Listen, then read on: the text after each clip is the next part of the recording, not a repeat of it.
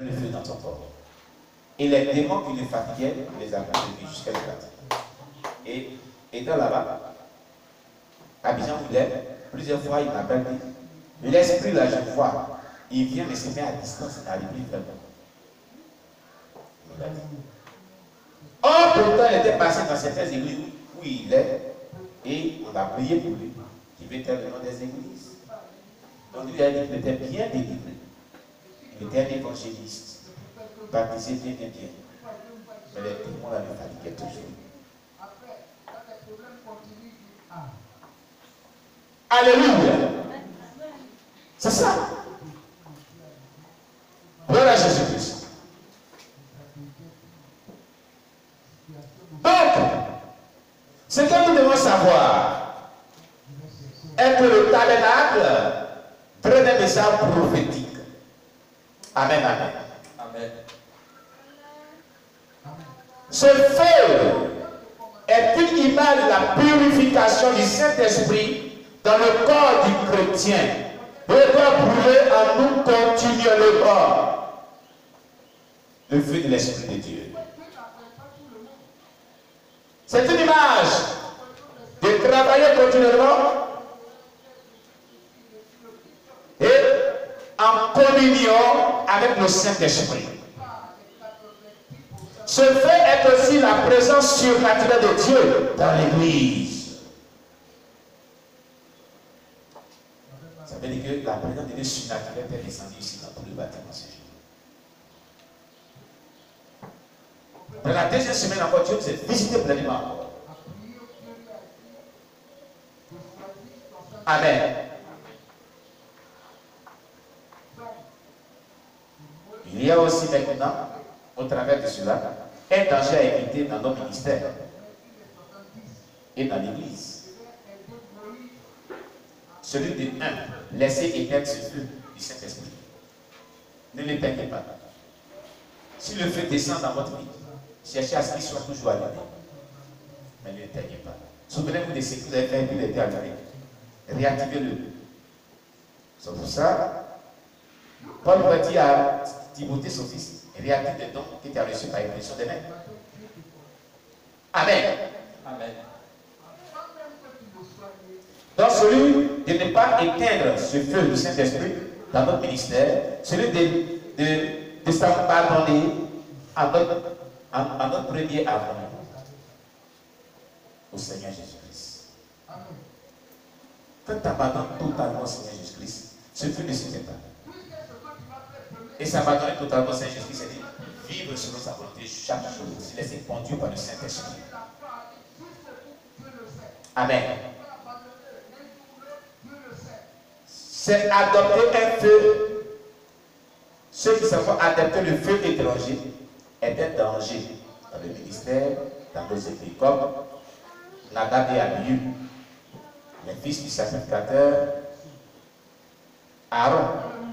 Selon lui de Lévitique 10, verset 1 à 3 qu'on avait vu la dernière fois. Amen. Alléluia. Dieu nous bénisse. Dieu nous bénisse. Amen. Donc le tabernacle traite un message très puissant. Voici l'autel des holocaustes seulement, ce qu'il traite comme message prophétique dans notre vie. Dans le paradis toujours, nous avons la cuve des reins. Exode 38, verset 8. Exode chapitre 38, verset 8. Exode chapitre 38, verset 8.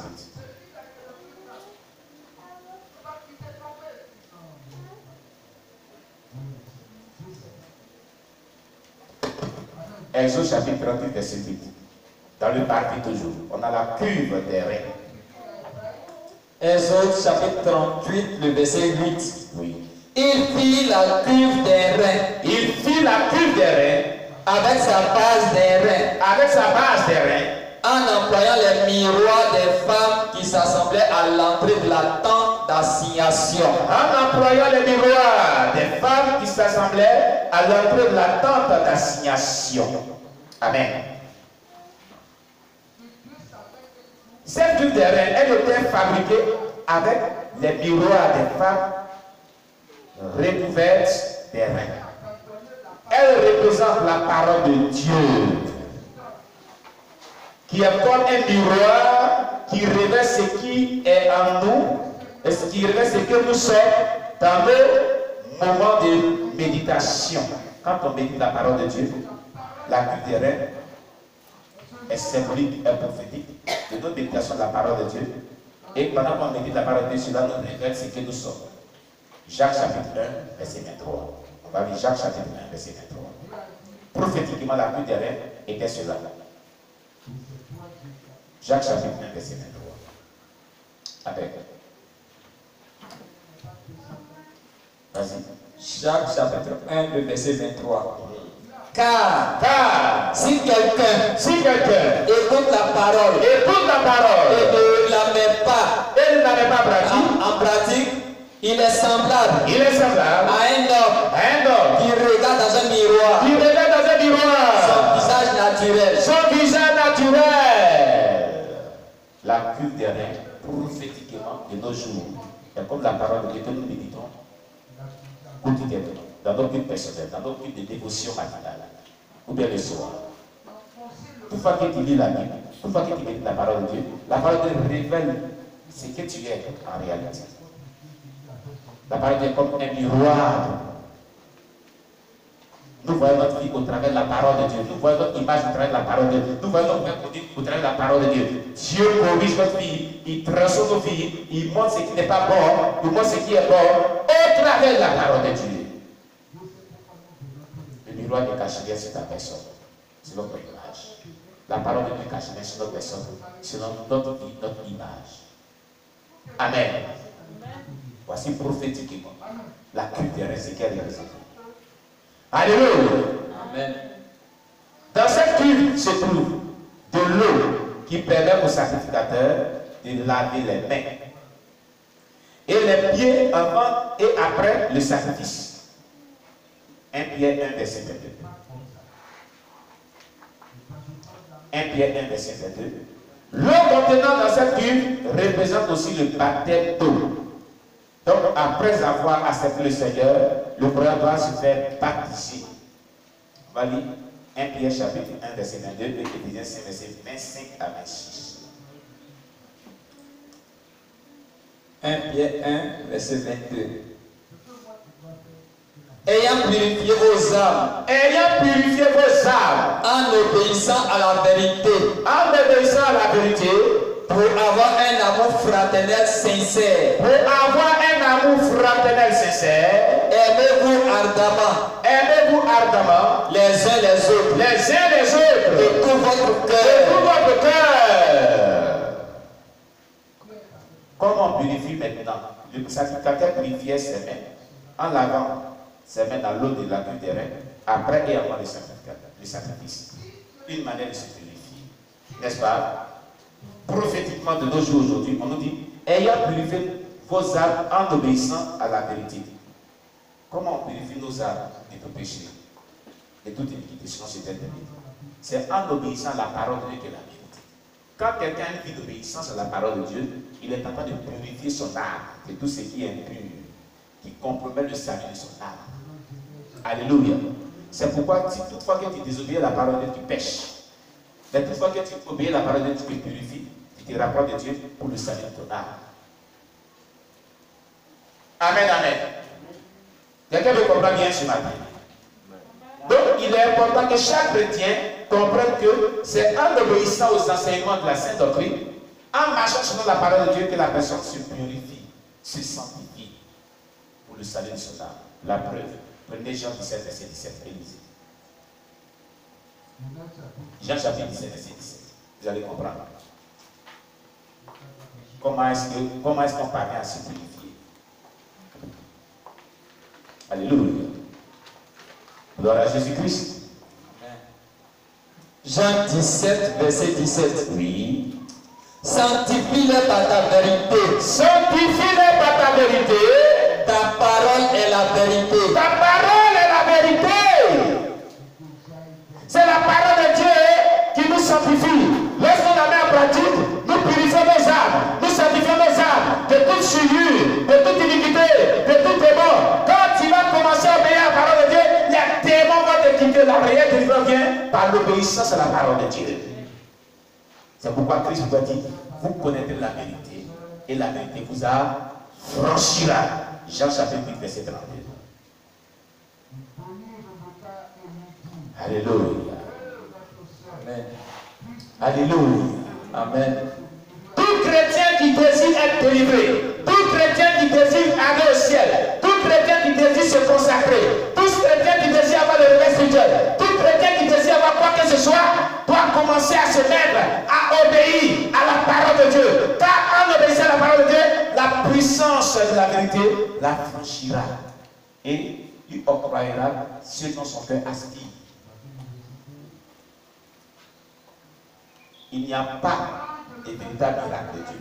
Il n'y a pas de véritable victoire dans la bataille spirituelle que tu mènes. Il n'y a pas de sanctification. Il n'y a pas de salut. Il n'y a pas de vie spirituelle éveillée. Il n'y a pas de réveil spirituel. Il n'y a pas de vie chrétienne qui va de victoire en victoire, victoire, victoire, victoire, victoire, sans une vie soumise à la parole de Dieu. Ça n'existe pas.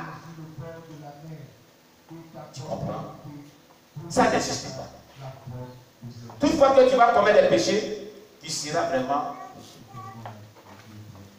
défaillant, vulnérable face aux attaques du diable. Tu seras atteint. Ta vie chrétienne sera médiocre. Lorsque tu vas comprendre cela, Église, qu'il faille que tu obéis à la parole de Dieu, ta vie chrétienne sera plus. Tu iras de victoire à victoire. Et ce que ton cœur désire, Dieu te l'accordera. Parce que tu seras agréable à Dieu. Et la Bible déclare que Dieu accorde tout ce que le cœur désire à celui qui le craint. Et la crainte de Dieu consiste à mettre en pratique sa parole. Alléluia. Alléluia. Si tu es content, acclame le Seigneur Jésus. Alléluia. Amen. Gloire à Jésus-Christ.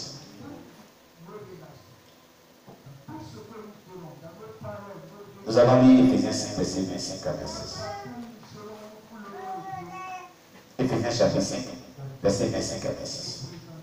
Donc l'eau contenant dans cette cuve représente aussi le baptême d'eau. Donc, après avoir accepté le Seigneur, le croyant doit se faire baptiser. Éphésiens chapitre 5, verset 25 à 26. Éphésiens chapitre 5, verset 25 à 26. Marie, que chacun aime sa femme. Que chacun aime sa femme. Comme Christ a aimé l'Église. Comme Christ a aimé l'Église. Et s'est livré lui-même pour elle. Et s'est livré lui-même pour elle. Afin de la sanctifier en la purifiant. Afin de la sanctifier par la parole. Et en la lavant par l'eau de la parole. Et en la lavant par l'eau de la parole. Pour faire paraître devant lui cette église glorieuse. Pour faire paraître devant lui cette église glorieuse. Il a la version seconde révisée. Amen. Amen. Voilà, c'est ça dont il a dit quoi. Amen. Amen. Donc, c'est la parole de Dieu. On dit afin de la sanctifier par la parole. Le verset 26. Après l'avoir purifié par le baptême d'eau. Amen. Amen. Alléluia. Amen. Donc c'est aussi le symbole du baptême d'eau. L'eau qui était dans la cuve des reins. C'est aussi le symbole du baptême d'eau. Donc par ici, Éphésiens chapitre 5, verset 26. Alléluia. Voici le message prophétique que traite le tabernacle. Amen. Amen. Gloire à Jésus-Christ. Amen. On acclame le Seigneur Jésus-Christ.